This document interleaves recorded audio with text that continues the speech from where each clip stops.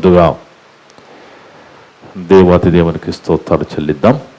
కూడి వచ్చిన సంఘస్థులకు, ఆన్లైన్ ద్వారా యూట్యూబ్ ద్వారా వింటున్న దేవుళ్ళందరూ కూడా యేసుక్రీస్తు నామమున వందనాలు. దేవుని బిడ్డలారా, దేవుని మహాకృపను బట్టి మనమంతా ఈ విధంగా సంఘముగా కూడుకొని మరి ఒక గొప్ప అంశాన్ని పరిశుద్ధ గ్రంథం నుంచి నేర్చుకుని ఆలోచించే ధన్యత దయచేసిన తండ్రికి యేసుక్రీస్తు ద్వారా కృతజ్ఞతాస్తుతులు చెల్లిద్దాం.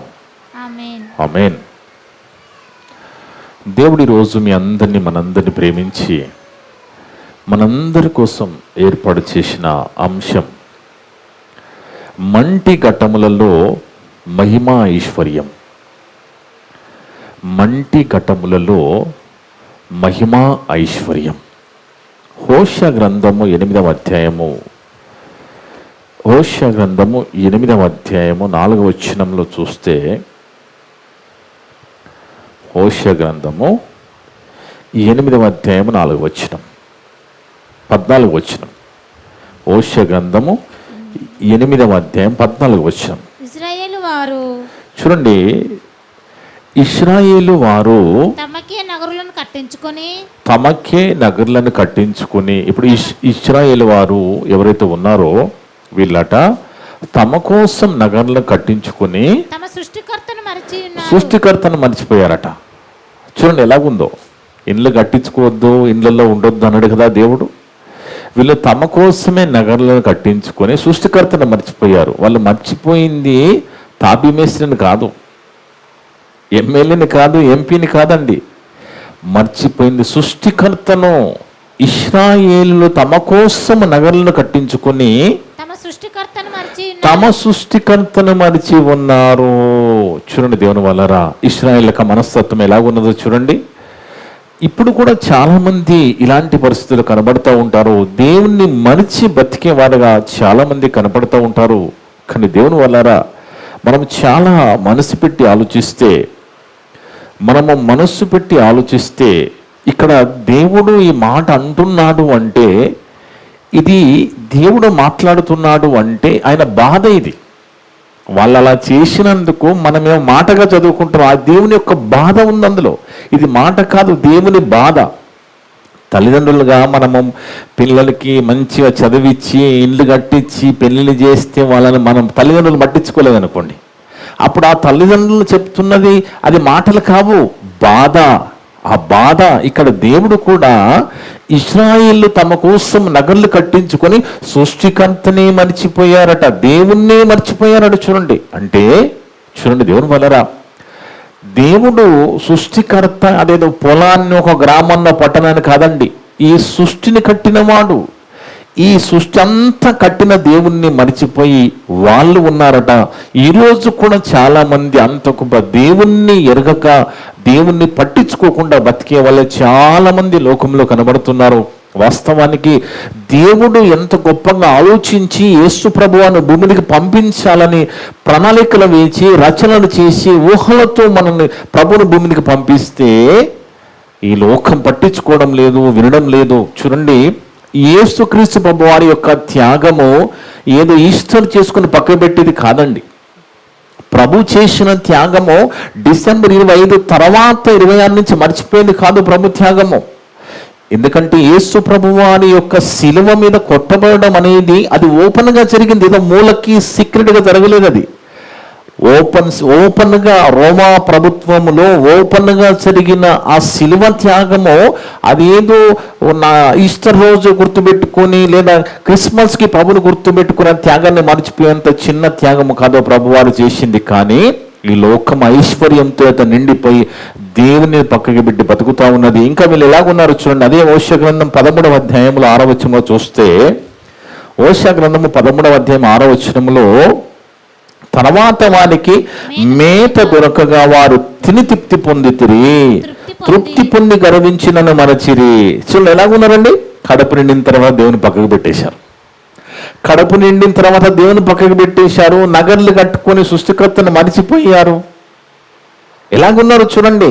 అంటే అవసరం తీరిన తర్వాత పక్కకి పెట్టే అంత చిన్నవాడు కాదు దేవుడు. మనకు అవసరం వస్తేనే దేవుడు కాదండి. ఈరోజు మరి క్రైస్తవులకు దేవుడు ఎప్పుడు గుర్తుకొస్తారంటే ఆపదన్న రావాలా, ఆదివారం అన్న రావాలా. ఇది కరెక్ట్ భక్తేనా? ఇది భక్తేనండి? ఆపదన్న రావాలా, ఆదివారం అన్న రావాలంటే ఇది భక్తి కాదండి. ఎప్పుడు కూడా దేవుని యొక్క వాక్యాన్ని ఈ ఒంటికి పట్టించుకోవాలండి, హృదయములో ఎక్కించుకోవాలి.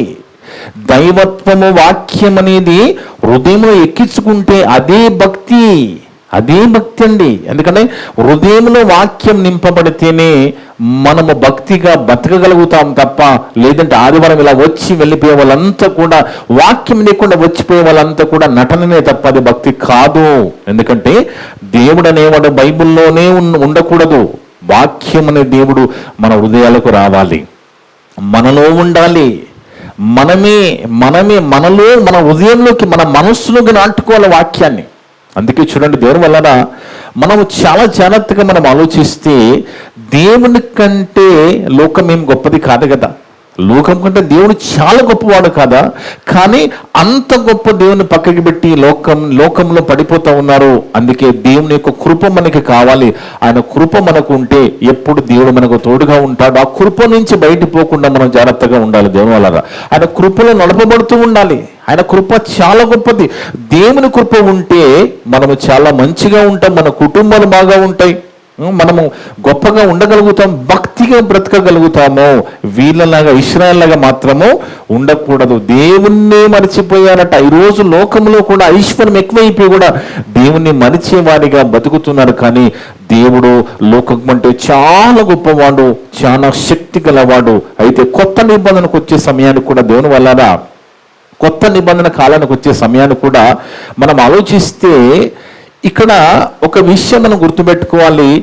మన ప్రభు మన కోసము, లోక మానవాళి కోసం ప్రభు త్యాగం జరిగింది, ఒకరిద్దరి కోసం కాదు. ఇది యేసుక్రీస్తు అందరికీ ప్రభు అని బైబిల్లో రాయబడి ఉంటుంది. అందరికీ, నమ్మిన నమ్మకపోయిన అందరికీ ప్రభు యేసుక్రీస్తు అని బైబిల్లో ఉంటుంది. ఆ త్యాగము ఏదో పండుగ చేసి పక్కకి పెట్టేది కాదు. ఎందుకంటే మనందరినీ ప్రభు ఏం చేశారంటే రాజ్య నివాసులుగా చేసుకున్నాడు, ఒక రాజ్యంగా చేసుకున్నట్టుగా బైబిల్లో రాయబడి ఉంటుంది. అని అంధకార సంబంధమైన దీని నుంచి ఒక రాజ్యంగా మనల్ని కట్టుకున్నట్టుగా కొలస్సీ పత్రికలో రాయబడిన మాట మనం చూస్తే, కొలస్సీ పత్రిక 1వ అధ్యాయం 13-14 వచ్చాము చూస్తే, కొలస్సీలో రాసిన పత్రిక 1వ అధ్యాయము 13-14 వచనాలు. ఆయన మనలను అంధకార సంబంధమైన అధికారం ఏంటి? అంధకార సంబంధం, ఈ చీకటి అధికారం ఏంటి? సాతాను యొక్క అధికారము. ఈ లోకంలో సాతాను యొక్క అధికారం ఉన్నది. ఎంతో మందిని మోసం చేస్తున్నాడు, ఎంతో మందిని మాయ చేస్తున్నాడు. కాబట్టి అలాంటి అంధకారములో నుంచి, అలాంటి అంధకార అధికారం నుంచి విడుదల చేసి తాను ప్రేమించిన తన కుమారుని యొక్క రాజ్య నివాసులుగా చేసెను. రాజ్య నివాసులుగా చేయబడిన వాళ్ళం మనం. తండ్రి ఏం చేశారంటే ఈ అంధకార సంబంధమైన వాటి నుంచి మనకు విడుదల, దాని అధికారం నుంచి విడుదల చేసి తాను ప్రేమించిన తన కుమారుని యొక్క రాజ్య నివాసులుగా మనల్ని చేసెను. రాజ్యముగా చేసుకున్నాడు, రాజ్యముగా కట్టుకున్నాడు. అందుకే దేవుని వల్ల ఇలా మేలు పొంది మేలు కాగానే పక్కకి పెట్టేవారిగా మనం ఉండకూడదండి. దేవుడు మేలు చేయగానే మేలు పొందుకొని పక్కకి పెట్టేవారిగా, పక్కకు పోయేవారిగా మనం ఎప్పుడు కూడా ఉండకూడదు. ఎందుకంటే దావీదు భక్తుడి జీవితాన్ని మనం చూస్తే, దావీదు భక్తుడు గొప్ప రాజుగా ఉన్నాడు, చక్రవర్తిగా ఉన్నాడు, దేవునికి ఇష్టానుసారిగా బ్రతికేవాడుగా ఉన్నాడు, గొప్ప గాయకుడుగా ఉన్నాడు, గొప్ప పరిపాలకుడుగా ఉన్నాడు, దేవుని ధర్మశాస్త్రం ప్రకటించేవాడిగా ఉన్నాడు. అయినప్పటికీ కూడా ఆయన పడుకున్నప్పుడు కూడా దేవుని గురించి ఆలోచిస్తున్నాడు. మనం పడుకోగానే దుప్పటి పెట్టుకుంటే మన భార్య పిల్లలు కూడా మనకు గుర్తుండరు, మర్చిపోతాం. కానీ దావీదు అలాంటి వాడు కాదండి. ఆయన పడుకున్నప్పుడు కూడా దేవుని గురించిన ఆలోచనలేనట. జ్ఞాపకం చేసుకుంటున్న ఆయన జీవితం ఎలాగ ప్రారంభమైంది, ఏ విధంగా దేవుని మేలులు పొందుకున్నాడు, ఎలా ఎదుగుతూ వచ్చాడు, అవన్నీ గుర్తు చేసుకుంటున్నాడంటే ఎంత గొప్ప భక్తుడుగా దావీదు కనబడుతున్నాడు. ఆయన ఎలాగున్నాడు, మనం ఎలాగున్నామనేది మనం పరిశీలన చేసుకుంటే దేవుని వల్ల కీర్తన గ్రంథం 63వ అధ్యాయము 4-5 వచనాలు చూస్తే, కీర్తన గ్రంథము 63వ అధ్యాయము 4-5 వచనాలు. నా మంచం చూడండి, మంచం మీద పడుకొని మత్తులోకి వెళ్ళిపోతాం. మనం మంచం మీద పడుకోగా నిద్రలోకి వెళ్ళిపోతాం, మీకు ఏం గుర్తుండదు. కానీ ఈ భక్తుడు చూడండి, మంచం మీద పండుకొని కూడా దేవుడు చేసిన మేలులు గుర్తు చేసుకుంటున్నాడు. నా మంచం మీద పడుకొని నిన్ను జ్ఞాపకం చేసుకుంటున్నాను అంటున్నాడు. దేవుణ్ణి జ్ఞాపకం చేసుకుంటున్నాడట. రాత్రి జాముల యందు నిన్ను ధ్యానించినప్పుడు, మంచం మీద పండుకొని రాత్రి జాముల యందు దేవుని గురించి ధ్యానిస్తే, ఆయన చేసిన మేలులు, ఆయన ఇచ్చిన జీవితం గురించి ధ్యానిస్తే దేవుని వల్లరా క్రొవ్వు మెదడు దొరికినట్టుగా అనిపిస్తుందంట ఆయనకి. క్రొవ్వు మెదడు ఎంత టేస్ట్ ఉందో తెలుసు కదండి. క్రొవ్వు అనేది చాలా టేస్ట్ ఉంటుంది. మెదడు ఎలాగుంటుందండి? మెదడు కూడా చాలా టేస్ట్ ఉంటుంది. క్రొవ్వు మెదడు దొరికినట్టుగా అనిపిస్తుందంట ఆయనకి. దేవుని గురించి ధ్యానిస్తే, జ్ఞానం మరి పడుకున్నప్పుడు మంచం మీద దేవుని గురించి మరి ధ్యానించినప్పుడు క్రొవ్వు మెదడు దొరికినట్టుగా అనిపిస్తా ఉన్నదట. క్రొవ్వు మెదడు దొరికినట్లుగా నా ప్రాణం తృప్తి పొందుచున్నది. ఉత్సహించు పెదవులతో నా నోరు నిన్ను గూర్చి గానము చేయుచున్నది. అంటే దేవుడు చేసిన మేలులు మరిచిపోకుండా ఎల్లప్పుడూ దేవుని గురించి ఆలోచనతో ఉంటున్నాడు. అందుకే దేవుని వలన మన జీవితంలో దేవుడు ఉండాలి. మన జీవితం అంతా మన జీవితంలో దేవుడు ఉంటేనే మనం భక్తిగా ఉంటామండి. అర్థమవుతుందండి?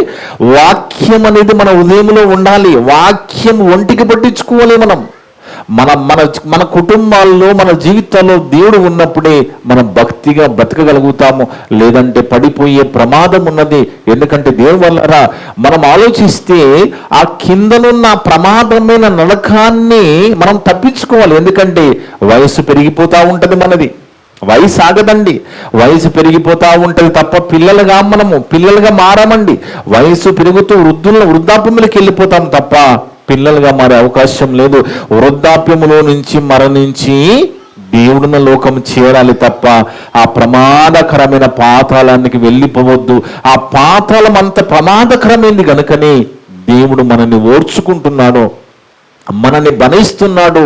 ఎందుకంటే అక్కడి నుంచి తప్పించడానికే ప్రభు త్యాగం జరిగింది కాబట్టి మనల్ని ఓర్చుకుంటున్నాడు దేవుని వలన. అందుకే చూడండి, క్రొత్త నిబంధన కాలానికి వచ్చే సమయానికి పౌలు గారు సేవ చేస్తున్న కాలములో పౌలు గారు ఎంత గొప్ప సేవ చేస్తూ సేవకుడుగా సువార్త ప్రకటించుకుంటూ ఎన్నో సంఘాలను కట్టుకుంటూ వెళ్ళిపోతున్న ఆ దినాల్లో గలతీ సంఘం విషయంలో ఏం జరిగింది? ఆయన ఎన్నో ప్రసంగాలు చేశాడు గలతీలకి. ఎన్నో ప్రసంగాలు వాళ్ళు విన్నారండి. ఎన్నో ప్రసంగాలు చేశాడు. మంచి వివేకులుగా మారిపోయారు. తర్వాత ఏమైందో చూడండి, అక్కడ రాస్తున్నాడు. గలతీ పత్రిక 3వ అధ్యాయం 1 నుంచి 4 వరకు చూస్తే, గలతీ పత్రిక 3వ అధ్యాయం 1 నుంచి 4 వరకు. చూడండి దేవుని వారు ఇక్కడ ఏమంటున్నారంటే, ఓ అవివేకులైన గలతీయులారా అంటే అప్పుడు వరకు వివేకులుగా ఉన్నారు, అవివేకులుగా మారిపోయారు వీళ్ళు గలతీలు. అంటే దాని అర్థం ఏంటి? ఎన్నో ప్రసంగాలు విన్నారో, ప్రభువుని నమ్ముకున్నారో, ప్రభు కూర్చుని గొప్ప సంగతులు, ఎన్నో సూచక్రియలు జరిగాయి, ఎన్నో అద్భుతాలు జరిగాయి, అవన్నీ చూశారు. అవన్నీ చూసిన తర్వాత ఎవడో ఒకడు వచ్చి భ్రమ పెట్టి పక్కదార పెట్టి చేశారట. అదే చెప్తున్నాడు. ఓ అవివేకులైన గలతీయులారా, మిమ్మును ఎవడు భ్రమ పెట్టాను. చూడండి, ఎవడు భ్రమ పెట్టాడు? ఎందుకు ఇలా అయిపోయారు? ఒకప్పుడు ఎంత బాగా ఉన్నారు మీరు, ఒకప్పుడు ఎంత బాగా భక్తిగా ఉన్నారు. మీ ముందు యేసుక్రీస్తుని ఏ విధంగా మేము ప్రకటించాము, ఏ విధంగా ఆయన శిలువ త్యాగం ప్రదర్శింపజేశామంటున్నాడు కింద. శిలువ వేయబడిన వాడైనట్టుగా యేసుక్రీస్తు మీ కన్నుల ఎదుట ప్రదర్శింపబడింది కదా. అంటే ఎంత గొప్పగా ప్రజెంటేషన్ ఇచ్చాను ప్రభు యొక్క త్యాగాన్ని పౌలు గారు. శిలువ వేయబడినట్టుగా వాళ్ళ ముందు ప్రజెంటేషన్ ఇచ్చేశారు. అంత గొప్పగా ప్రభు త్యాగాన్ని చూపిస్తే అవన్నీ చూసిన వాళ్ళు, విన్న వాళ్ళు, అద్భుతాలు చూసిన వాళ్ళు, వాళ్ళలోకి ఎవడో ఒకడు ప్రవేశించేశారట, పక్కదర పట్టించేశారట, దూరం చేస్తున్నారట. ఒకప్పుడు అండి గలతీల గురించి మరి అదే పౌలు గారు అన్నమాట. వాళ్ళు ఎంత గొప్పగా ఉన్నారంటే ప్రారంభంలో, ఇది ఎంతకాలానికండి? యేసుక్రీస్తు ప్రభువారు 33 సంవత్సరాలు బతికారండి. 33.5. ఇది పత్రిక రాసింది 55-60 మధ్యలో. అంటే 17-20 సంవత్సరాలకి వాళ్ళు ఎలాగ మారిపోయారంటే అవివేకులుగా మారిపోయారు. ఎవడో ఒకడు వచ్చి బాంబు పెట్టేశారట. ఎందుకు ఇలా అయిపోయారు? ఎంత గొప్పగా మేము ప్రభుని మేము ప్రకటించాము, ఏ విధంగా ప్రభు యొక్క ఆ త్యాగాన్ని మీకు చూపించాము మీ కన్నుల ఎదుట, ఎందుకు ఇలా అయిపోయారు? ఒకప్పుడు ఇలా ఉన్నారు. ప్రారంభంలో 4వ అధ్యాయంలో రాస్తున్నాడు చూడండి, గలతీ పత్రిక 4వ అధ్యాయం 9-11 వరకు చూస్తే, గలతీ పత్రిక 4వ అధ్యాయం 9-11 వాళ్ళు మొదట్లో ఎలా ఉన్నారట? ఇప్పుడు మీరు దేవుని ఎరిగిన వారును మరి విశేషముగా దేవుని చేత ఎరగబడిన వారై ఉన్నారు. ఇప్పుడు అండి మనకి దేవుడు తెలుసు, ఆయనకి మనం తెలుసా? ఇది ప్రశ్న. వాళ్ళు అలాగున్నారు. గలతీలో ఉన్న వీళ్ళు ఎలాగున్నారంటే ముందు ప్రారంభంలో దేవుళ్ళకి వచ్చినప్పుడు వాళ్ళు దేవుని తెలుసుకున్నారు, వాళ్ళు కూడా దేవునికి తెలుసు, దేవుని చేత ఎరగబడిన వారుగా ఉన్నారు, వాళ్ళు దేవుని ఎరుగని వారుగా ఉన్నారు. కానీ ఏమైందో చూడండి, ఇప్పుడు మీరు దేవుని ఎరిగిన వారును మరి విశేషముగా దేవుని చేత ఎరగబడిన వారు ఉన్నారు గనక బలహీనమైన వచ్చేసేట వాళ్ళ మధ్యలోకి బలహీనమైనవియో నిష్ప్రయోజనమైనవియో మూల పాఠముల తట్టు మళ్ళా తిరగనేలా. ఇప్పుడు ప్రభులోకి రాకముందు కొన్ని మన జీవితంలో ఉంటాయి. ఏది అమావాసాలు, పున్నాలు, ఆ మంచి దినాలు, ఉత్సవ కాలాలు, సంవత్సరం, ఇవన్నీ చూసి అలవాట్లు ఉంటాయి కదా, అవన్నీ వదిలేశాను వీళ్ళు. గలతీయులు వదిలేసి మరి దేవుని చేత ఎరగబడిన వారుగా, దేవుని ఎరిగిన వారుగా ఉన్న వీళ్ళు మళ్ళా మెల్లగా ఏమైపోయారట? మునుపటి వల్లే మళ్ళా వాటికి దాసులే ఘోరనేల అంటే మళ్ళా వెనకకి వెళ్ళిపోతున్నారు, మళ్ళా అలాంటి ఆచరిస్తున్నారు. మీరు 10వ వచనం, మీరు దినములను, మాసములను, ఉత్సవ కాలములను, సంవత్సరములను ఆచరించుచున్నారు. అవన్నీ వదిలేసి ప్రభువుని నమ్ముకుని యేసు ప్రభు త్యాగాన్ని అంత గొప్పగా మిమ్మల్ని ప్రదర్శింపజేస్తే, మీకు ప్రకటిస్తే ఎవడో ఒకడు వచ్చి ఎలా భ్రమ పెట్టాడో మిమ్మల్ని, ఎందుకు ఇలా అయిపోయినా బాధపడుతున్నాడు. కింద అంటున్నాడు చూడండి, మీ విషయమే నేను పడిన కష్టము వ్యర్థమైపోనేమో అని మిమ్మల్ని గురించి భయపడుచున్నాను. వాటన్నిటి విషయంలో ఎంతో కష్టపడి వాళ్ళకి అర్థం చేయించి ప్రభు దగ్గరకు తీసుకొస్తే మళ్ళా ఎవడో ఒకడు వచ్చి భ్రమ పెడితే వాళ్ళు మళ్ళా వెనుకకి వెళ్ళిపోతున్నారట. 15 సంవత్సరాలకి. అంటే దాని అర్థం ఏంటి? ఎందుకు ఇలా అయిపోతున్నారు వీళ్ళు? ఎందుకు ఇలా అయిపోతున్నారంటే వాక్యం ఒంటికి పట్టించుకోకపోతే ఇలాగ అయిపోతారండి. వాక్యము ఒంటికి పట్టించుకో, హృదయములో నాటుకోవాలి వాక్యాన్ని. దేవుని మాటను హృదయములో, మనసులో నాటుకుంటేనే మన భక్తిగా ఉండగలం. మన జీవితంలో దేవుడు ఉండాలి. మన జీవితంలో దేవుడు ఉన్నప్పుడే మనం దేవుని కోసం నిలబడగలుగుతాము. వాక్యం మన హృదయంలో నాటుకుంటేనే మనము దేవునిలో భక్తిగా ఉండగలుగుతాము. వీళ్ళు చూడండి, అంత గొప్పగా ఉన్న వాళ్ళు దేవుని చేత ఎరగబడిన వారుగా ఉన్నారు. దేవుని ఎరగిన వారు వీళ్ళకి తెలుసు, దేవుడు కూడా వీళ్ళు తెలుసు, దేవునికి కూడా వీళ్ళు తెలుసు, వీళ్ళకు కూడా దేవుడు తెలుసు. కానీ అలాంటి వారు మెల్లగా బలహీనమైపోయి మూలపాఠాల దగ్గరికి వెళ్ళిపోతున్నారు. ఏంటి? అమావాస్యాలు, దినాలు, మాసాలు, ఉత్సవ కాలంలో, సంవత్సరములు, ఇవన్నీ మొదలు పెట్టేశారట. అంటే దేవుని వల్లరా మెల్లగా దేవుని కృప నుంచి మనం పక్కకి జరిగిపోతే లోకములో పడిపోతామండి. లోకములో పడిపోయే ప్రమాదం ఉన్నది. అందుకే మనము ఎప్పుడు కూడా వాక్యాన్ని మన ఉదయంలో నాటుకుంటూ ఉండాలి. ఆ వాక్యం ప్రకారంగానే మనం వెళుతూ ఉండాలి. లేదంటే ఆత్మీయంగా పడిపోయే ప్రమాదం ఉన్నది. అందుకే చూడండి, దేవుని వలన మనము కుటుంబాలుగా ప్రార్థనలో, కుటుంబాలుగా వాక్యములో, కుటుంబాలుగా భక్తిలో మనము కొనసాగుకుంటూ వెళ్ళిపోతూ ఉండాలి. మనము మన పనులు చేసుకుంటూ వెళ్ళిపోతే మన పనులకు ఆయన వస్తాడు. అంటే మన పనులు అంటే ఉద్యోగాలు, వ్యాపారాలు కాదు, ఇక్కడ దేవునికి సంబంధించిన భక్తికరమైన పనుల్లో మనం వెళ్ళిపోతూ ఉంటే మన పనులలోకి ఆయన వచ్చేస్తాడు. అర్థమవుందండి? మన పనుల్లోకి ఆయన వస్తాడు. మనం మాత్రం మన పనులు, దేవుని పనులు చేసుకుంటూ వెళ్ళిపోతూ ఉంటే అది ప్రత్యక్షంగా పరోక్షంగా. ఇప్పుడు పరిచయ నిమిత్తం వెళ్ళినప్పుడు కూడా సతీష్ తమ్ముడు చాలా కష్టపడతాడు. దేవుని పని నిమిత్తం ఎంతో కష్టపడుతుంది ఆ కుటుంబము. భార్య సహకరిస్తుంటది, ఆ పిల్లలు, మరి సతీష్ చాలా కష్టపడుతుంది దేవుని కోసం కుటుంబం. ఎందుకంటే వాళ్ళకి అర్థమైంది, విషయమర్థమైన వాళ్ళు దేవుని కోసం కష్టపడతారు. అది మనం చేసుకుంటూ వెళ్ళిపోవాలి. ఆ పనులన్నీ మనం చేసుకుంటూ వెళ్ళిపోతే మన పనులకు దేవుడు వచ్చేస్తాడండి. అర్థముందండి. మన పనులకు దేవుడు వస్తాడు. అలా కుటుంబాలుగా మనం వెళ్ళిపోతూ ఉండాలి. మనం చేసేది చేసుకుంటూ వెళ్ళిపోతే మన పనులను ఆయన ఆధీనం తీసుకుంటాడు. ఎందుకంటే ఒక మాట మనం చూస్తే దేవుని వల్లరా అబ్రహాము, ఈసాకు, యాకోబుల భక్తి జీవితాలను వాళ్ళు ఎలా ఆలోచించారు మనము ఒకసారి మనం గుర్తు చేసుకుంటే, అబ్రహాం, ఇస్సాకు, యాకోబులు వీళ్ళు ఈ భూమి మీద ఇది మంచి దేశం కాదు, ఇది మాకు వద్దనుకున్నారంట. వాళ్ళు ఇది వద్దు, మాకు ఇది శ్రేష్టమైన దేశం మాకు కాదు, ఇది వద్దనుకున్నారంట వాళ్ళు. చూద్దాం ఒకసారి గలతీ పత్రిక, హెబ్రీ పత్రిక 11వ అధ్యాయం 10వ వచనం. ముందుగా హెబ్రీయులకు రాసిన పత్రిక 11వ అధ్యాయం 10వ వచనం. ఏలైనగా దేవుడు దేనికి శిల్పియు నిర్మాణకుడై ఉన్నాడు, పునాదులు గల పట్టణము కొరకు అబ్రహాము ఎదురు చూచుచుండెను. భూమి మీద బతుకుతున్నాడు. పాలస్తీనా దేశము ఆయనకున్నది. ఎన్నో ఆస్తిపాస్తులు ఉన్నాయి, ఎన్నో జంతువులు ఉన్నాయి. అయినప్పటికీ వాటిని పట్టించుకోవడం లేదు ఆయన.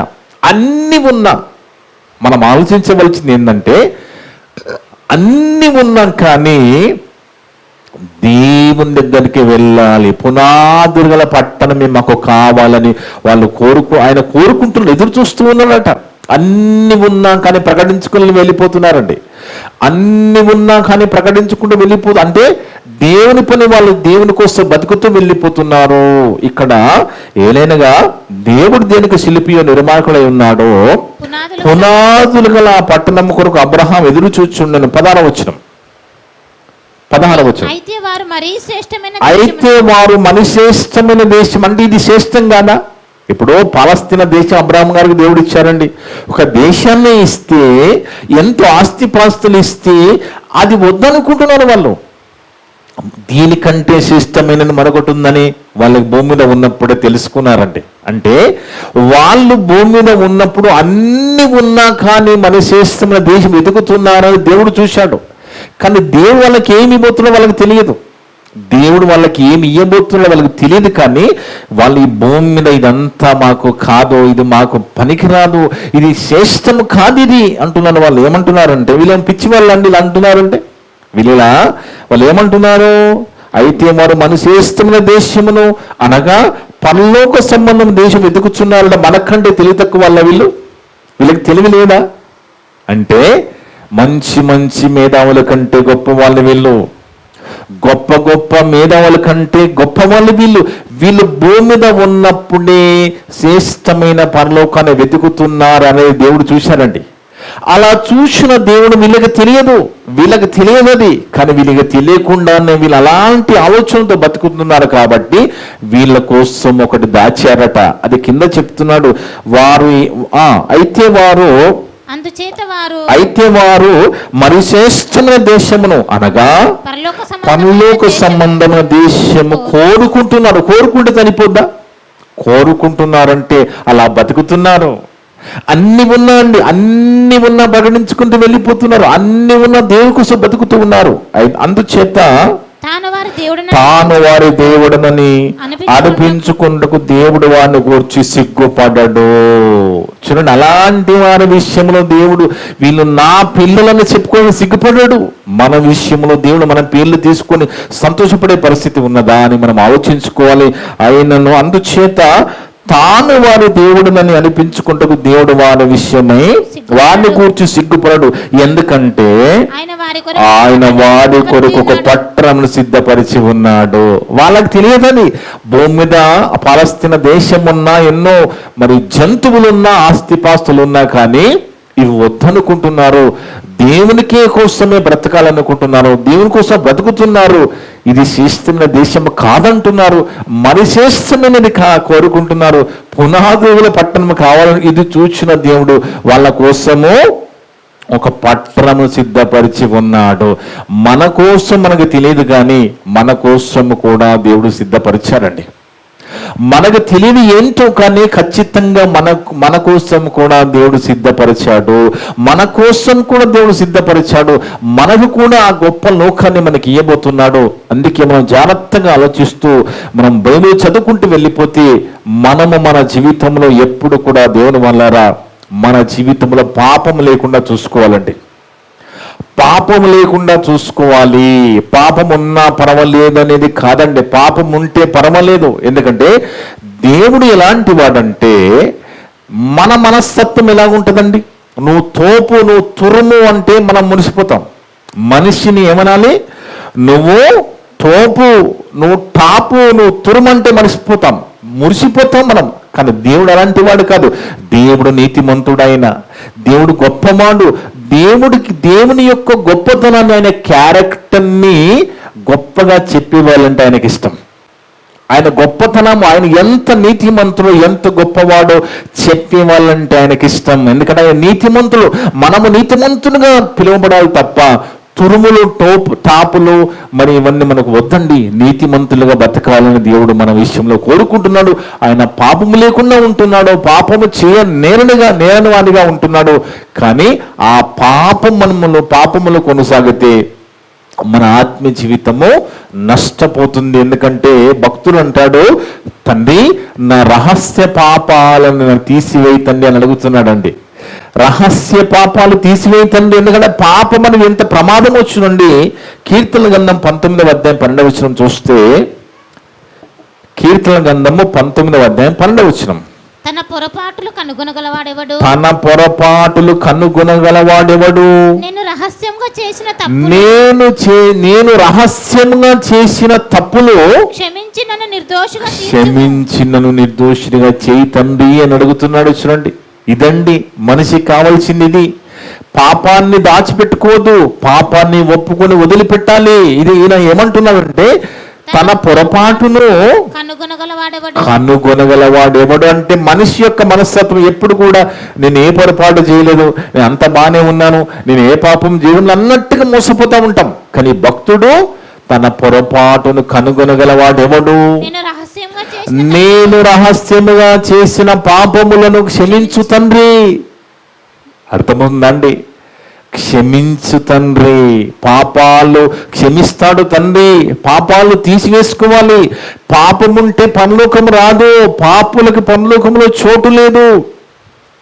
చాలా జాగ్రత్తగా ఆలోచించాలి. దేవుడండి ఎప్పుడు కూడా మనకి ఏ కష్టం వచ్చినా, ప్రమాదం వచ్చినా, రోగం వచ్చినా, ఆర్థిక సమస్యలు వచ్చినా వాటి నుంచి గట్టెక్కించడానికి ఎప్పుడు కూడా దేవుడు సిద్ధమే. అర్థముందండి? ఎప్పుడు దేవుడు సిద్ధంగానే ఉంటాడు. మనకు రోగం వచ్చినా, ఆర్థిక సమస్యలు వచ్చినా, ప్రమాదాలు వచ్చినా ఎప్పుడు కూడా ఆయన మనకు సాయం చేయడానికి, గట్టెక్కించడానికి సిద్ధంగా ఉంటాడు. ఇవన్నీ చిన్న సమస్యలు దేవునికి. కానీ మరి ఎందుకు అవన్నీ మన జీవితంలో జరగడం లేదంటే కారణం మనమే. అందుకే దేవుడు అంటున్నాడు చూడండి, యెషయా గ్రంథంలో 59వ అధ్యాయం యెషయా గ్రంథంలో, ఎందుకు మనం వీటి నుంచి మనం బయటపడలేకపోతున్నామంటే దానికి కారణం మనమే. ఏంటా కారణము చూద్దాము. యెషయా గ్రంథము 59వ అధ్యాయం 1-2 వచనాలు చూస్తే, దేవుని వలన రక్షింపనేరక ఉండునట్లు యెహోవా హస్తము కురుసకాలేదు. రక్షించగలను నేను, ఇది చిన్న విషయము, నాకు ఇది చాలా చిన్న విషయం అంటున్నాడు దేవుడు. రక్షింపనేరక ఉండునట్లు యెహోవా హస్తము కురుసకాలేదు, విననేరక ఉండునట్లు ఆయన చెవులు మందము కాలేదు. ఎందుకు జరగడం లేదు? ఎందుకు మనం ఇవన్నీ పోవడం లేదు? ఎందుకు మనం గట్టెక్కించడం ఎక్కడం లేదు అంటే, బయట పడడం లేదు అంటే కారణం మనమే. మీ దోషములు మీకును మీ దేవునికి అడ్డముగా వచ్చెను. అర్థముందండి? అందుకే ఎన్ని విన్నా మనం పట్టించుకోకపోతే మనల్ని కూడా దేవుడు పట్టించుకోడండి.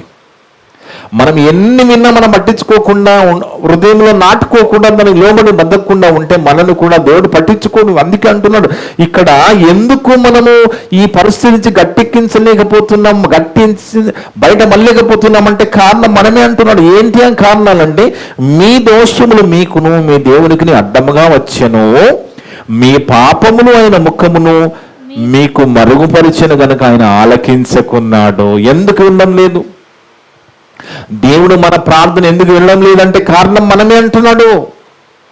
నేను రక్షింపనేరక ఉండునట్లు నా హస్తం కూర్చ కాలేదు. నేను ఇమీడియట్ గా రక్షింపగలను. ఏ ప్రమాదం వచ్చి రక్షించేస్తాను, నాకు చిన్న విషయం అది.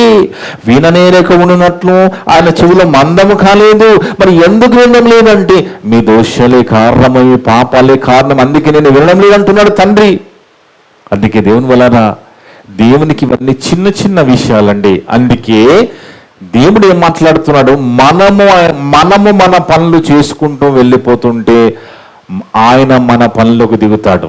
అర్థమైందండి? మనము మన పనులు అంటే ఉద్యోగ వ్యాపారాల గురించి కాదు, దేవునికి సంబంధించిన పనులు మనం చేసుకుంటూ వెళ్ళిపోతే ఆయన మన పనులకు దిగుతాడు. ప్రత్యక్షంగా పరోక్షంగా ఏదో రకంగా దేవునికి సంబంధించిన ఏదో ఒకటి మనం చేసుకుంటూ పోతే ఆయన మన పనులకు దిగుతాడు. అది మనం మర్చిపోకూడదు దేవుని వలన. చూడండి, మొదటి శతాబ్దానికి, మొదటి 100 సంవత్సరాల కాలానికే చూడండి, మొదటి 100 సంవత్సరాల కాలానికేనట యేసుక్రీస్తు ప్రభువారు మరి త్యాగం చేసి, అది ఓపెన్ గా జరిగింది కదా, మూలంగా జరిగింది, సీక్రెట్ గా జరగలేదు. ప్రభు యొక్క శిలువ యాగం అనేది ఓపెన్ సీక్రెట్, అందరికీ తెలిసే విధంగా జరిగింది. అలా ఓపెన్ గా ప్రభు సిలువ వేయబడ్డాడు. యెరూషలేము మరి వీధుల్లో ప్రభువుని కొట్టుకుంటూ తీసుకెళ్లిపోయారు, సిలువ వేసేశారు కలవరిగిరి మీద కదా, గొలగొత్త కొండ మీద సిలువ వేసేశారు. ఆ గొలగొత్త కొండలు ఇప్పటికి ఉంటాయి, మన యెరూషలేము పట్టణం వెళితే ఇప్పుడు కనబడతా ఉంటాయి అవన్నీ. అలాంటి ఓపెన్ సీక్రెట్ అయిన ప్రభు యొక్క సిలువ త్యాగం అంతా కూడా ప్రభు మరి ఆనాడు చూసిన వాళ్ళు చాలా మంది ఉన్నారు, అవన్నీ కళ్ళను చూసిన వాళ్ళు ఉన్నారు, ప్రభు యొక్క త్యాగాన్ని చూసిన వాళ్ళు, ప్రభు చేసిన అద్భుతాలు చూసిన వాళ్ళు, సూచక్రియలు చూసిన వాళ్ళు ఉన్నారు. కానీ ఎప్పుడైతే ప్రభు మరణించి 3వ నాడు తిరిగి లేచి పరలోకానికి వెళ్ళిపోయాడో అప్పుడు ఏమైందో చూడండి. వెళ్ళిపోగానే కొంతకాలానికే 1 కొరింథీ పత్రిక 1వ అధ్యాయము 12 నుంచి 16 వరకు, 1 కొరింథీ పత్రిక 1వ అధ్యాయము 12 నుంచి 16 వరకు చూస్తే దేవుని వల్లారా, 1 కొరింథీ పత్రిక 1వ అధ్యాయము 12 నుంచి 16 వరకు చూస్తే, మీలో ఒకడు ఇక పాలు వేసుకుంటున్నారు, ప్రభుని పని చేసుకుంటున్నారు, పోగులు వేసుకుంటున్నారండి. అంటే ఏం చేస్తున్నారట, అప్పుడే వాటాలు వేసేసుకుంటున్నారు ప్రభుని. ప్రభు త్యాగము మర్చిపోయి ప్రభు పర్లోకొని వెళ్ళిపోగానే వాటాలు వేసేసుకుంటున్నారు. అది ఏమంటున్నారు, మీలో ఒకడేమంటున్నాడు, నేను పౌలు వాడని అంటున్నాడు, ఒకడేమో నేను అపోల్లో వాడని అంటున్నాడు, మరి ఒకడు నేను కేఫా వాడను, ఇంకొకడు నేను క్రీస్తు వాడనని చెప్పుకొనుచున్నాను. నా తాత్పర్యము ఎలాగైపోయిందో చూడండి. కొంతకాలానికే, చాలా కొద్ది కాలానికే పరిస్థితులు ఎలాగైపోయి చూడండి దేవుని వల్లరా. ఆయన అంటున్నాడు, ఏంటి ఏం మాట్లాడుతున్నారు మీరు, క్రీస్తును విభజింపబడి ఉన్నాడా? ఏంటి మీరు వాటాలు వేసుకుంటున్నారు? నేను పౌలు వాడని అంటున్నారు, కేఫా వాడని అంటున్నారు, అపోల్లో వాడని అంటున్నారు, క్రీస్తు వాడని. ఏంటి క్రీస్తు విభజింపబడి ఉన్నాడా? ఏంటి వాటలు వేసుకోవడం ఏంటి అని మాట్లాడుతున్నాడు చూడండి. పౌలు ఏమన్నా మీకోసం సిలువ వేయబడ్డా? పౌలు నామమున మీరు బాప్సం పొందితిరా? నా నామమున మీరు బాప్సం పొందితిరని ఎవరైనాను చెప్పకున్నట్లు క్రిస్పునకును గాయకును తప్ప మరి ఎవరికి నేను బాప్సం ఇయ్యలేదు అంటున్నాడు చూడండి. ఇక్కడ చాలా మంది సేవకులు చెప్పుకుంటా ఉంటారు, నేను 200 మందికి బాప్సం ఇచ్చాను, నేను 300 మందికి బాప్సం ఇచ్చాను చెప్పుకుంటా ఉంటారు. కానీ దేవుని వల్లరా, నువ్వు ఎంతమందికి బాప్సం ఇచ్చామని కాదు, నీకు బాప్సం ఎవరిచ్చామని కాదు, తీసుకున్న నువ్వు ఎలాగున్నావు ముఖ్యం. ఎందుకంటే ఈయన అదే అంటున్నాడు ఇక్కడ, నేనేం బాప్సం ఇచ్చానని గొప్ప చెప్పుకోవద్దు, నేను ఇచ్చిందే ఇద్దరికి అంటున్నాడు ఆయన. పౌలు లాంటి గొప్ప సేవకుడు, నేను క్రిస్పకును గాయకును బాప్సం ఇచ్చాను. తర్వాత కింద వచనాల్లో అందుకై అంటే ఇక్కడ పౌలు గారి మాట మనం ఆలోచిస్తే దేవుని వల్లరా, నేను ఇద్దరికి బాప్సం ఇచ్చాను, దాన్ని బట్టి దేవుని స్తోత్రాలండి. అదేంటి, ఎందుకమ్మంట అంటున్నాడు? పౌలు లాంటి గొప్ప సేవకుడు, నేను క్రిస్పునకును గాయకునుగా ఉన్నాం తప్ప మరి ఎవరికి నేను బాప్సం ఇయ్యలేదు, అందుకే దేవుని కృతజ్ఞతలు చెల్లిస్తున్నాను, ఇద్దరికి ఇచ్చిన దేవుని స్తోత్రాలు అంటున్నాడు. ఎందుకు అంటే దేవుని వల్ల 100 మందికి ఇచ్చి వాళ్ళంతా లోకంలో పడిపోతే ఏంటి ప్రయోజనం? నేను ఎగ్జాంపుల్ నా చేతులతో నేను బాప్టిజం ఇచ్చి వాళ్ళ లోకంలో పడిపోయి ఎక్కడెక్కడో బతుకుతుంటే వీళ్ళకా నేను బాప్టిజం ఇచ్చిన నాకు బాధ కలగదా? అలాగే పౌలు గారు జాగ్రత్త పడిపోయారు. 100 మందికి ఇస్తే 100 మంది లోకంలో పడిపోతే ఏంటి పరిస్థితి? బాధ కలుగుతుంది కదా. అందుకే నేను క్రిస్పుకునకును గాయకునిగా బాప్టిజం ఇచ్చానంటున్నాడు. దాన్ని బట్టి దేవునికి స్తోత్రాలు. చూడండి, పౌలు విభజింపబడి ఉన్నాడు అన్నాడు కదా. అంటే దాని అర్థం ఏంటి? పౌలు ఫ్యాన్స్ కొంతమంది తయారైపోయారు. ఈ కాలంలో ఎలాగున్నదండి? అలాగైతే మా వాళ్ళంతా ఒకవైపు వచ్చానంటారు ఇప్పుడు ఇమీడియట్గా. అలాగా మన వాళ్ళంతా ఒక దగ్గర తీసుకొచ్చానని మాట్లాడతారు. కానీ పౌలు గారు ఎంత గొప్ప సేవకుడు కనబడుతున్నాడు. పౌలు వాడని చెప్పుకుంటున్న వాళ్ళని కూడా వాళ్ళకు వార్నింగ్ ఇస్తున్నాడు. అప్పటికి గ్రూపులు తయారైపోయాయి. ఈ 15 సంవత్సరాలకి గ్రూపులు తయారైపోయి ఒక ఆయన ఏమో నేను పౌలు వాడని అంటున్నాడు, ఒక ఆయన నేను కేఫా వాడను, ఒక ఆయన క్రీస్తు వాడను, ఒక ఆయన అపోల్లో వాడను. అంటే పౌలు వాళ్ళ మనలందరినీ ఇక్కడ తీసుకొచ్చేయండి అనడం లేదు. ఆయన ఏమంటున్నానంటే, నా నామమును మీరు బాప్టిజం పొందితిరా. ఎందుకు మీరు ఇలా అయిపోయారు?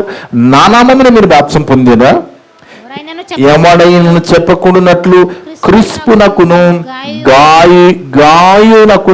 గాయునకు తప్ప మరి ఎవరికి నేను బాప్టిజం ఇవ్వలేదు, అందుకై దేవునికి కృతజ్ఞతలు చెల్లించుచున్నాను అని కింద వచనంలో ఏమంటాడు? స్టెఫన్ ఇంటి వారికి బాప్టిజం ఇచ్చి తిని, వీరికి తప్ప మరి ఎవరికైనా బాప్టిజం ఇచ్చి తినో నేను ఎరుగను. అంటే చూడండి, దేవుని వల్ల ఇక్కడ మనం ఆలోచించి కొంతమంది యోర్దానికి వెళ్ళి బాప్టిజం తీసుకుంటూ ఉంటారు. మంచి క్యారెక్టర్ కలిగిన సేవకుల దగ్గర బాప్టిజం తీసుకోండి, మంచిదే. కానీ అక్కడ ఇస్తున్న వారికంటే తీసుకున్న వాళ్ళు ఎంతగా మారు మనసు పొంది తీసుకున్నాననేది చాలా చాలా ప్రాముఖ్యం. దేవుని వల్లరా కొంతమంది అంటారు, నేను ఆయన దగ్గరనే బాప్టిజం తీసుకుంటానంటారు, నేను పలాయన దగ్గరనే బాప్టిజం తీసుకుంటాను అంటారు. నువ్వు పలాయన దగ్గర బాప్టిజం తీసుకుంటే పరలోకం ఇయ్యడమ్మా. నువ్వు పలాయన దగ్గర బాప్టిజం తీసుకుంటే పరలోకం ఇయ్యడయ్యా. నువ్వు ఎంతగా మారిపోయావు, నీ బ్రతికేలాగున్నదో దాన్ని బట్టే నీకు పరలోకం తప్ప నువ్వు పలాని వారి దగ్గర బాప్టిజం తీసుకుంటే పరలోకం గ్యారంటీ అని బైబిల్ చెప్పడం లేదు. అందుకే పౌలు భక్తుడు అలా ఇయ్యనందుకు, దేవునికి ఇద్దరికీ ఇచ్చినందుకు దేవునికి కృతజ్ఞత చెల్లిస్తున్నాను అని కింద విషయంలో స్టెఫన్ కుటుంబానికి నేను బాప్టిజం ఇచ్చాను, ఇంకా ఎవరికి ఇచ్చిన నాకు గుర్తులేదంటున్నాడంటే దేవుని వల్లరా ఎంత జాగ్రత్తగా ఎంత గొప్పగా సేవ చేశారో పౌలు భక్తుడని మనం ఆలోచించాలి. చివరిగా ఒక మాట మనం చూస్తే దేవుని వల్లరా ఎంత గొప్ప సేవ చేసి ఎన్నో సంఘాల కట్టడానికి మరి దేవుడు పౌలు గారిని వాడుకుంటే, ఎంతో మంది ఎన్నో ఆత్మలు వెలిగించబడితే, ఎన్నో సంఘాలు కట్టబడితే, ఎన్నో ప్రసంగాలు చేస్తే, ఎంతో మంది ఆత్మలు సంపాదిస్తే, అంత సేవ చేసిన ఆయన ఇదంతా నేను చేసింది నా శక్తి కాదు అంటున్నాడు. ఇది నా గొప్పతనం కాదు, ఇది నా బలం కాదు అంటున్నాడు. ఎంతగా తగ్గించుకుంటున్నాడో చూస్తే దేవుని వల్లరా 2 కొరింథీ పత్రిక 4వ అధ్యాయం 7వ వచనం చూస్తే, 2 కొరింథీ పత్రిక 4వ అధ్యాయం 7వ వచనం, 2 కొరింథీ పత్రిక 4వ అధ్యాయం 7వ వచనం చదువుకుంటే దేవుని వల్లరా అయినను ఇది నా బలము కాదంటున్నాడు. ఇది నా బలము కాదు, ఇది నా బలాధిక్యము కాదు, మా మూలమైనది కాక. అంటే అయినను ఆ బలాధిక్యం మా మూలమైనది, మా వల్ల కలిగింది కాదంటున్నది, మా బలము కాదు ఇది. అయినను ఆ బలాధిక్యము మా మూలమైనది కాక దేవునిదే ఉన్నట్లు మంటి ఘట్టములలో ఈ తాత్పర్యము మాకు కలదు. మంటి ఘట్టములలో మహిమైశ్వర్యము, మనం సబ్జెక్ట్ అదే కదా, మంటి ఘట్టములలో మహిమైశ్వర్యము. ఈయన ఏమంటున్నాడు? మంటి ఘటం అంటే ఏంటండి? కుండ అండి, మట్టి కుండ. మంటి ఘటం అంటే మట్టి కుండ. ఒకప్పుడు మట్టి కుండలలో బంగారము వజ్రాలు దాచుకునేవాళ్ళు. అది మట్టినే, కానీ లోపల విలువైన వజ్రాలు బంగారాలు దాచుకునే వాళ్ళు ఆ కాలంలో. అలాగే ఇక్కడ ఏమంటున్నాడు భక్తుడు అంటే, అయినను ఆ బలాధిక్యము మా మూలమైనది కాక దేవుడు ఉన్నట్లు మంటి గడ్డములలో ఈ ఐశ్వర్యము మాకు కలదు. అంటే మట్టి మనుషులుగా ఉన్న మంటి ఘటాలుగా మేము ఉండొచ్చు, కానీ మాలో ఉన్న యేసుక్రీస్తు మాకు ఐశ్వర్యం అంటున్నాడు. ఎవరట ఐశ్వర్యము? ఏసే మాకు ఐశ్వర్యము, ఏసు క్రీస్తు అన్ని వదులుకొని మాట్లాడుతున్నాడు ఆయన. అన్ని వదిలేసుకొని అంటున్నాడు, ఇంత సేవ చేసి ఇంత గొప్పగా దేవుని కోసం మేము పరిచయం చేసింది ఇది మా బలము కాదు. ఇప్పుడు మాకు ఏమున్నది, మాకు ధైర్యం ఏంది అంటే, మాకు కలిగే ధైర్యం ఏంది అంటే, మాకు యేసుక్రీస్తుని ఐశ్వర్యము మాకు ఉన్నది, మాకు మహిమైశ్వర్యం ఉన్నది, మాకు మహిమైశ్వర్యం ఉన్నది. మనకి కూడా మహిమైశ్వర్యం ఉన్నదండి. మనము కూడా మంటి ఘటాలుగా మట్టి శరీరాలు కలిగి ఉన్నాం. ఇవి కూడా మట్టి శరీరాలే, ఒకనాడు మట్టిలోనే కలిసిపోతాయి. మనం ఈ లోకంలోకి ఏమీ తీసుకురాలేదు, ఏమీ తీసుకొని పోలేమని బైబిల్లో క్లియర్గా రాయబడి, వట్టి చేతులతో వచ్చామో వట్టి చేతులతో వెళ్ళిపోతాము. కనుక మంటి ఘటాలుగా ఉన్న మనము, మట్టి శరీరాలు కలిగి ఉన్న మనకి మహిమైశ్వర్యము యేసుక్రీస్తు ఉన్నాడు. ఆయన ఏమన్నాడు, నేనే మార్గము సత్యము జీవము, నా ద్వారానే మీరు పరలోకము వస్తారు. పరలోకానికి మార్గం యేసుక్రీస్తు. ఆ పరలోకానికి మార్గమే యేసుక్రీస్తు భూమి మీద బతికిన నాళ్ళు పరిశుద్ధుడిగా పాపము లేకుండా బతికాడు, పాపము చేయకుండా బతికాడు. మనము కూడా పాపము చేయకుండా బతకాలని కోరుకుంటున్నాడు. మన పాపాలు తీసివేస్తానంటున్నాడు, మన పాపాలు కడిగివేస్తానంటున్నాడు. పరిశుద్ధులుగా చేసి పరలోకం తీసుకెళ్ళడానికి మనందరూ రాజ్య నివాసులుగా చేసుకున్నాడు, రాజ్యాన్ని స్థాపించాడు. రాజ్యంలో మనమంతా చేర్చబడిన వాళ్ళము. అందుకే దేవుని వల్ల మంటి ఘట్టములలో మహిమైశ్వర్యము మనకి కూడా ఉన్నది. ఆ ఐశ్వర్యం ఏంటి? యేసుక్రీస్తు ఐశ్వర్యం. ఆ బంగారము, ఆ వజ్రము, వాటన్నిటికంటే గొప్ప ఐశ్వర్యం, ఆ గొప్ప ప్రభు మనకున్నాడు.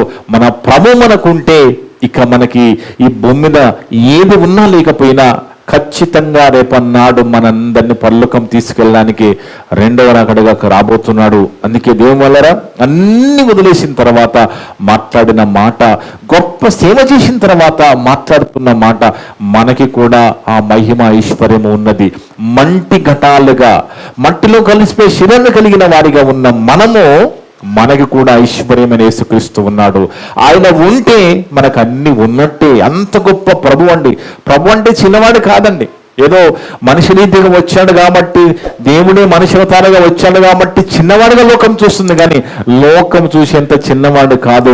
ఈ కలిగించినంత ఆయనే అని బైబిల్లో రాయబడింది. కలిగి ఉన్నది ఏది ఆయన లేకుండా కలగలేదు. ఆయన సృష్టికర్తగా ఉన్నాడు, గొప్ప దేవుడుగా, దేవుని కుమారుడుగా ఉన్నాడు, మనందరి కోసం ప్రాణం పెట్టిన వాడుగా ఉన్నాడు. అంత గొప్ప ప్రభు అనే ఐశ్వర్యము మనకు ఉన్నది. ఇంత సేవ చేసిన ఆయన ఎంతగా ధైర్యం కలిగి ఉన్నాడు. మనకు కూడా అదే ధైర్యం. మనకేంటి ధైర్యము? మంటి ఘట్టములలో మహిమైశ్వర్యము, మహిమలోకానికి మనం తీసుకుపోతున్నాడు రేపు. ఆ మహిమలోకం అనేది నాకు ఎప్పుడు అనిపిస్తూ ఉంటుందండి, మనము కొన్ని నాళ్ళు బతకడానికి సృష్టి ఇంత గొప్పగా, ఈ లోకం ఇంత గొప్పగా ఉంటే దేవుడున్న లోకం ఎంత గొప్పగా ఉంటుందో అనే ఆలోచనలు వస్తూ ఉంటాయి. నాకు ఎప్పుడు ఆలోచిస్తూ ఉంటాను, మనము ఈ కొద్ది కాలం ఇక్కడ బతకడానికి ఇంత గొప్ప సృష్టిని చేసిన దేవుడు పరలోకం ఎంత గొప్పగా ఉన్నదో. చాలా గొప్పగా ఉంటుందండి. దేవుడున్న లోకం చాలా గొప్పగా ఉంటుంది.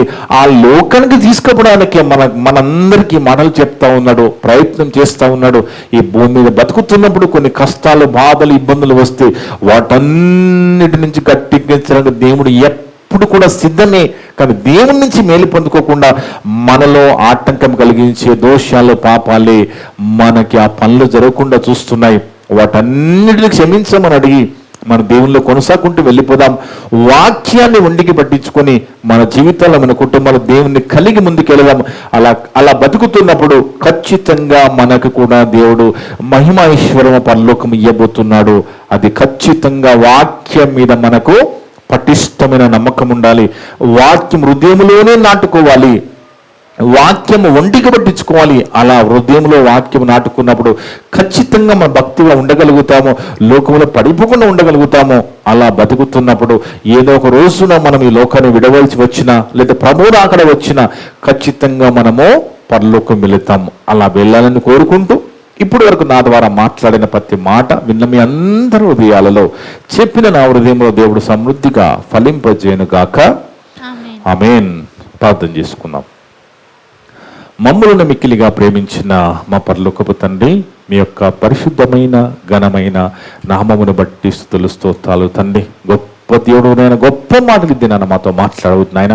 ఆనాడు ఇశ్రాయేలు ప్రజలు అన్ని మేలులు పొందుకుని ఏ విధంగా మిమ్మల్ని విసిగించారో, మిమ్మల్ని మర్చిపోయారో, కడుపు నుండి ఏ విధంగా గరిష్ఠులు అయిపోయారో మా ముందు పెట్టినైనా మేము అలా ఉండకూడదని ఒక దావీదు భక్తుల్లాగా ఎప్పుడు మేము మేలు తలంచుకుంటూ మిమ్మల్ని కూర్చున్న జ్ఞాపకాల్లో మేము బతుకుతూ జీవించాలని మాకు గుర్తు చేసేవనైనా అందులో బట్టి స్తోత్రాలు చెల్లిస్తున్నాం. పౌలు గారి జీవితం, ఆయన పరిచయం ఏ విధంగా ఉన్నదో అంత పరిచయం చేసిన తర్వాత కూడా ఆయన పరిచయలో గలతీ సంఘం ఏ విధంగా ఆత్మీయంగా పడిపోయి మళ్ళా ఎవరో ఒకరి ద్వారా భ్రమ పెట్టబడి మరి ఏ విధంగా మళ్ళా మూల పాఠాల తట్టు తిరిగిపోయిందో అవన్నీ గుర్తు చేసేవనైనా మేము కూడా జాగ్రత్త కలిగి ఈ రోజు కాదు మా భక్తి జీవితాన్ని కాపాడుకుంటూ మా కుటుంబాల్లో, మా జీవితాల్లో నేను ఆ వాక్యాన్ని మా హృదయంలో ఒంటికి పట్టించుకునే వాక్యం హృదయంలో నాటుకుని ఆ విధంగా జీవించే భాగ్యం మాకు ప్రసాదించండి. ఎక్కడ కూడా ఆత్మీయంగా పడిపోకుండా మీ కృపలో మా భద్రపరచుకుని నాయన. అదేవిధంగా పౌలు గారి జీవితం అంతా కూడా అన్ని వదిలేసుకుని గొప్ప సేవ చేసిన ఆయన మంటి ఘట్టంలో మహిమైశ్వర్యమని ఆ యేసుక్రీస్తు ఐశ్వర్యంగా ఎంత నమ్మకంగా వాళ్ళు బతికారో మా ముందు పెట్టావునైనా. మాకు కూడా మా మహిమైశ్వర్యము ఖచ్చితంగా ఉందని నమ్ముతున్నాం. ఆ ఐశ్వర్యం మరి ఏదో కాదు, మా ప్రభువే పరలోకానికి మార్గం కనుక ఆ ఐశ్వర్యమైన ప్రభువుని మేము ఎల్లప్పుడూ కోల్పోకుండా వాక్యంగా మా మధ్యలో మా హృదయంలో ఉంచుకొని దానికి లోబడి జీవించే భాగ్యం ప్రసాదించండి. ఇప్పటివరకు నా ద్వారా మాట్లాడే ప్రతి మాట విన్న సంఘస్థులందరి ఉదయాలలో, ఆన్లైన్ ద్వారా, యూట్యూబ్ ద్వారా విన్న వినవతులందరి ఉదయాలలో ఫలింపచేయండి తండ్రి. మేమంతా కూడా కేవలం వాక్యం చదివి విని వదిలిపెట్టి మమ్మల్ని మేము మోసపరచుకోకుండా విన్న మాటలు లోబడి జీవించే శక్తిని బలాన్ని దయచేయమని, విన్న మాటలు ఎవరు కూడా అర్థం చేసుకోకుండా అర్థం చేసే మంచి మనసు దయచేయమని ఈ మాటలు విన్న ప్రతి ఒక్కరు మనం దీవించి ఆత్మీయ బలపరచమని సమస్త ఘనత మహిమ ప్రభావాలు మీకే చెల్లిస్తూ మా ప్రభువును మా రక్షకుడును మీ ప్రియ కుమారుడు అయిన యేసుక్రీస్తు వారి పరిశుద్ధ నామమున అడిగి వేడుకొంచున్నాము తండ్రి. ఆమేన్. ఆమేన్. మీ అందరికీ వందనాలు. May God bless you all.